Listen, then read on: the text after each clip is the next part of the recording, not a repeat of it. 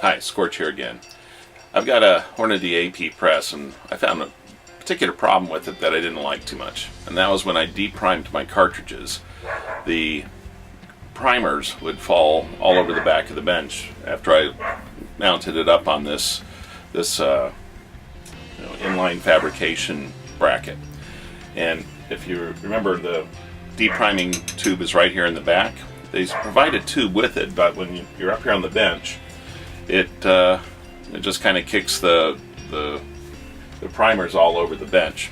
So what I wanted to do is drill a hole through the top of my bench such that the primers would feed through and end up into this drawer down here, which I'll show you, into this drawer. And I tried a bunch of things and nothing seemed to work, because one aspect of the AP press is that when it goes to its full extension, it kicks the whatever tube you have underneath it, and I'll demonstrate that in a minute, out in the back because of how far this moves in the fully down position. So I had to find a solution that would be adaptable to that. And I'll kind of show you in a couple close-ups what I mean, what happens when the press is in its fully depressed. So as you can see on the press here, when it lifts up, this bottom portion swings past the 90-degree mark. And what it does is it blocks this hole that I have in the desk, where the primer would fall through. So the primer, when it comes through, hits the back of this bar and kicks out that way. Let me see if I can show you that from another angle. Okay, so here's the depriming tube right here. Sorry, my hand's focusing on my hand. So here's the depriming tube right here. Here's the hole that I cut in my bench. And then here's the arm. Here's the arm that swings and gets in the way. So when I bring this all the way up and around, it goes past the vertical and blocks the hole. Maybe from this angle.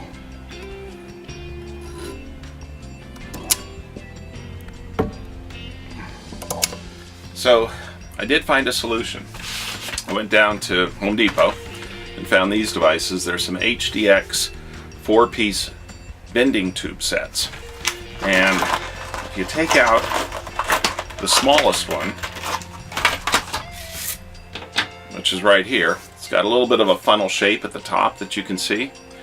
And if you put this into the hole and then wind it up onto the depriming tube, it will move up and down. And also, when the head comes down and pushes it past 90, it'll deflect but still allow a pathway for the primer to go down and go into my catch basin. Here, I'll show you. I'll get it installed and then show you how it works.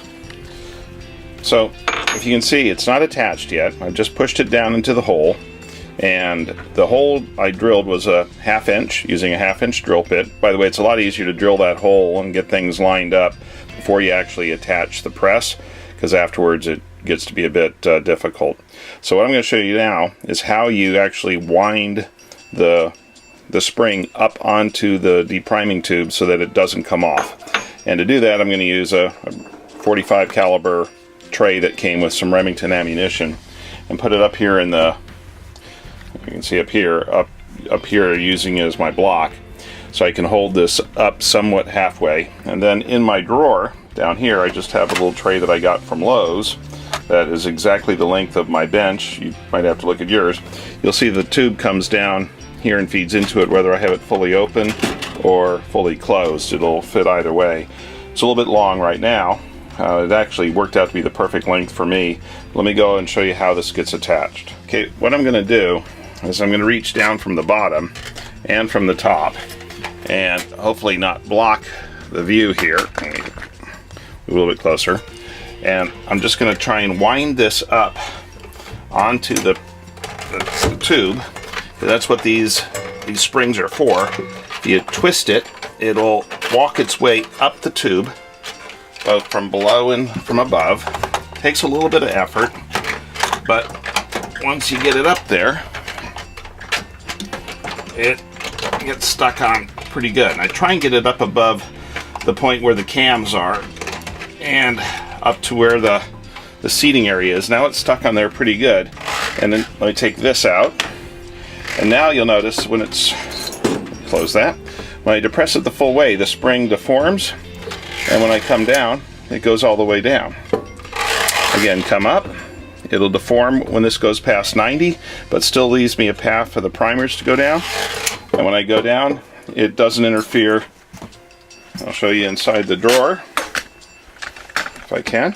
You'll see the bottom of the spring here, even with the press fully down, it's above the top of the tray, so it'll drop the primers in, they'll all collect in this area, then it's pretty easy for me to discard. And when it's up, sorry, let me go.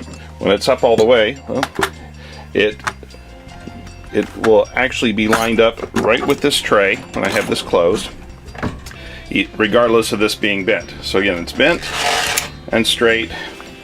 Come around here. It's attached nicely to the depriming tube. It's deflected, and it just is a lot cleaner way of depriming the cartridges and collecting all the spent primers than the method I was using before. Hope that helps you. Hope it gives you some ideas. Talk to you later. Bye now.